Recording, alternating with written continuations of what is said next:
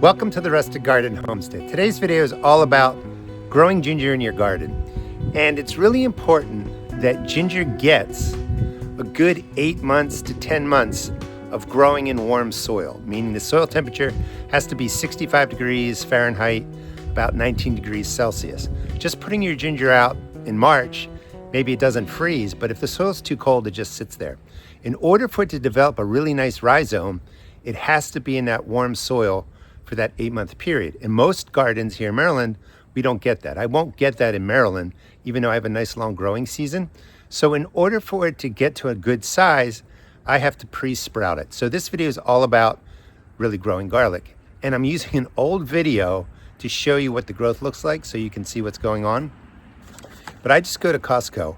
I buy this thing of ginger. It's actually twice as much as this because I put some into a bag today. $7.99. This is all you need to grow great ginger.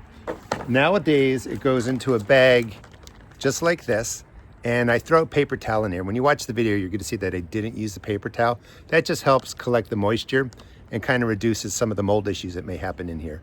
But it goes right into a bag, and you want it to be in here about 2 months. It's going to pre-sprout, grow some roots, grow some greenery.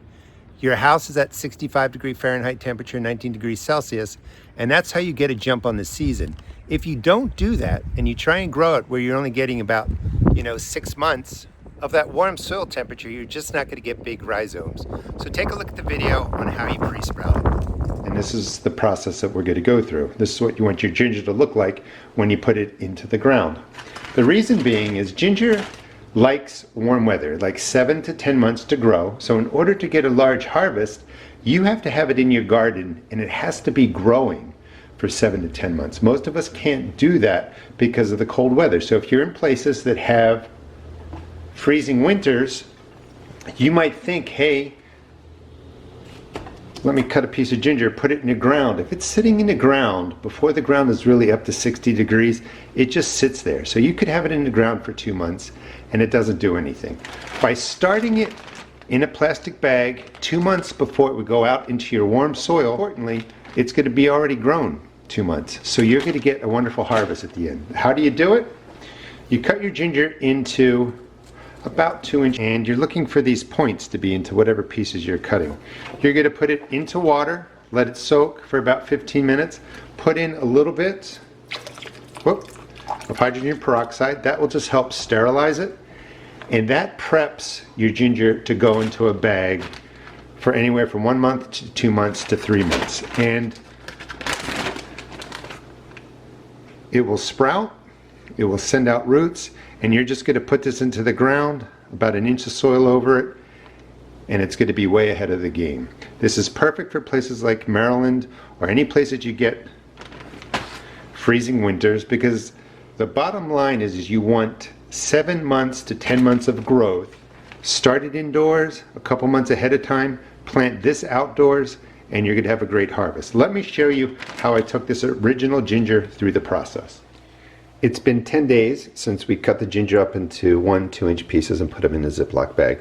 You want to check on it every couple of days. You're going to be looking for mold. We'll talk about that in a second. But at the 10-day to 14-day range, you want to rebathe the ginger, transfer the bag over. I'll talk about that real quick. But you can see all the little points that are coming out. Those are going to be ginger sprouts. And it's only been 10 days. This method works really quickly, saves you a lot of time of having to put it into soil, pot it up in-house and all that. So when you're looking at 7 days, 10 days, 14 days, you're looking for mold growing on your ginger.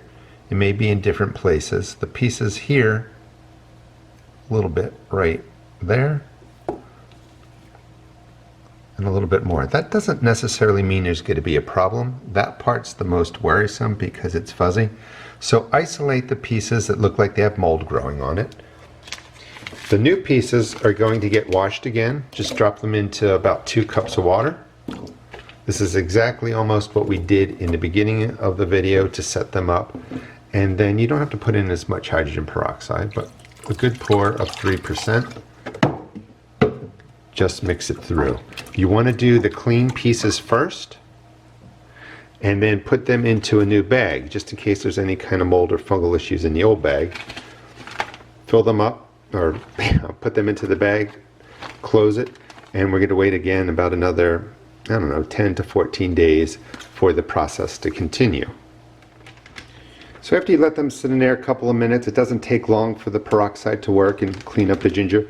Put them right back into the bag, well, the new bag, the clean bag, and then this is the 4-to-1 ratio of water to hydrogen peroxide. 4 parts water, 1 part hydrogen peroxide. Just give the bag a spray. The parts that are looking bad, you can go ahead and just cut them off if you want. See if I can do that one-handed. Just remove them. Something like this, you could cut that off if you want, but it's starting to scab over. Just drop them into the solution. Add a little bit more hydrogen peroxide. Let them stay in there 10-15 minutes, and that will clean them up. They're going to go back into this bag. You could use a clean bag if you want, but we're going to put them into here, put in a couple sprays worth of the 4-to-1 ratio of water and H2O. They should be good to go. You just want to split up anything that's problematic, keep it in the old bag, put the good stuff in the new bag. This way you're reducing your chances of a problem happening with all of them. By starting your ginger indoors in Ziploc bags, you're giving it 2 months of growth. That counts towards the 7 or 10 months. If I were to just put this into the ground back in February, it would have just sat there, probably would have rotted. So come April 22nd, I didn't get 2 months of growth. I just had ginger sitting there. Started indoors. Over that 2-month period, your ginger will start to look like this, and it will progress to something like that. This is what we'll be planting into the ground. When it goes into the ground in about a week or so, it has 2 months of growth because it used the warmth of the house. This is how you can get a huge harvest of a huge harvest of ginger by just starting it simply in Ziploc bags. And this just sat right on top of my refrigerator. 2-month period, you'll be good to go. Thanks for watching, and please check out my seed shop at therustedgarden.com.